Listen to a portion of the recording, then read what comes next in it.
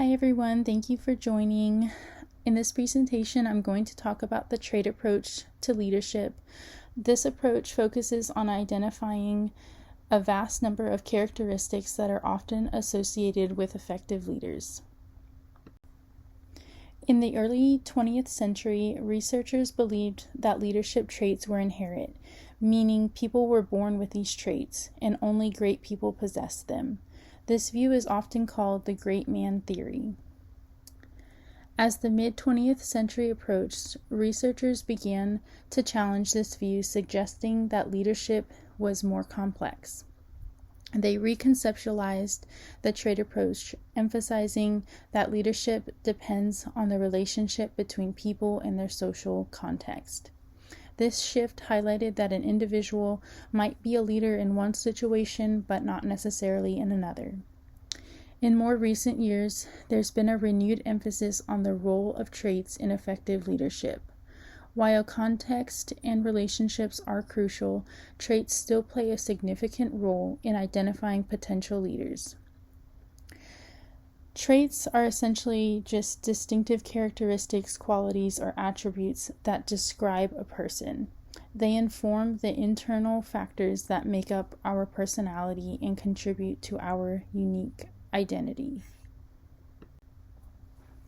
As you can see here, this table provides a summary of the traits and characteristics that were identified by many researchers from the trait approach.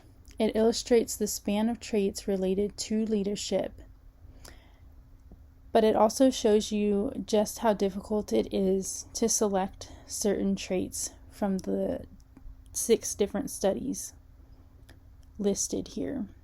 And as you can see, some traits like intelligence appear in multiple studies, whereas others only appear in 1 or 2, like insight or achievement or drive. So, what can we conclude from a century of research on the trait approach? Well, despite the varied results, this extensive body of work provides a useful research, a comprehensive list of traits that individuals might want to cultivate to be perceived as effective leaders.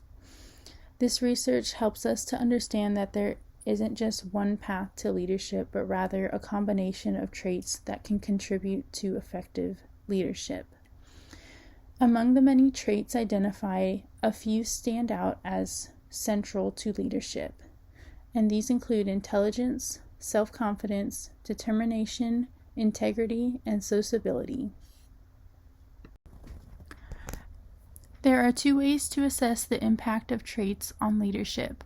One way is through a personality test. Many of the traits on the previous slide make up one of these 5 personalities. And essentially, these 5 personality categories make a leader effective. Another way to assess the impact of traits is through the concept of emotional intelligence. Emotional intelligence is the ability to understand emotions and apply this understanding to life's tasks. However, this is not considered solely a trait as it develops over time. Emotional intelligence is something people can improve through training. Many people who are more sensitive to their emotions and the impact of their emotions on others are concluded to be more effective leaders. How does the trait approach work? Well, first off, the trait approach is concerned with what traits leaders exhibit and who possesses these traits. It is exclusively focused on the leader and not on the followers or the situation. This makes finding the right person a daunting task. So how do organizations find the right person? They do so by using the trait assessment instrument. Essentially, it is up to the organization to determine what traits to look for when holding interviews. A trait assessment gives individuals a clearer picture of who they are as leaders and how they fit into the organization. In areas where their traits are lacking, leaders like managers or supervisors can try to make changes in what they do or where they work to increase their traits' potential impact. It is also a great tool for assessing your own characteristics. The trait approach has many strengths and criticisms. The first being that it is appealing, meaning all leaders are different, giving the vast number of traits and characteristics. The trait approach has research to back it up. It also focuses on the leader themselves. The trait approach offers invaluable information about one's strengths and weaknesses. It also helps identify leaders and select individuals for leadership training programs. There are also many criticisms, starting with the endless list of traits. The trait approach also fails to consider the situational aspect of leadership. This makes it all the more difficult to narrow down the most important traits. The trait approach also fails to look at traits in relation to leadership outcome. Aside from emotional intelligence, the trait approach lacks training and development.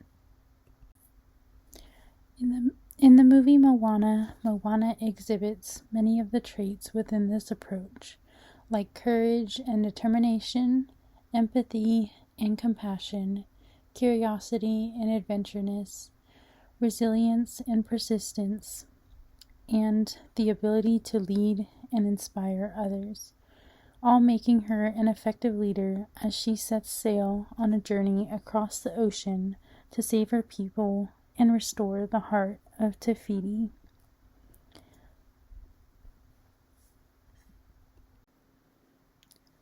As with any organization, to find the best ministry leader, an organization must focus on the traits that are crucial for the role.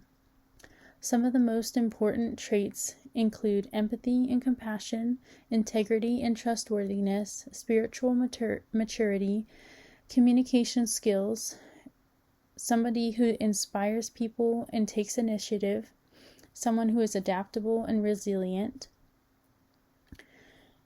And all of these traits combined together create a profile, which is basically guiding the selection for hiring pastors or youth ministries or just other leadership roles in general. But they are solely based on the traits that the individual demonstrates and possesses. It is based on nothing else but those traits. Thank you guys so much for tuning in. I hope you have a good rest of your day.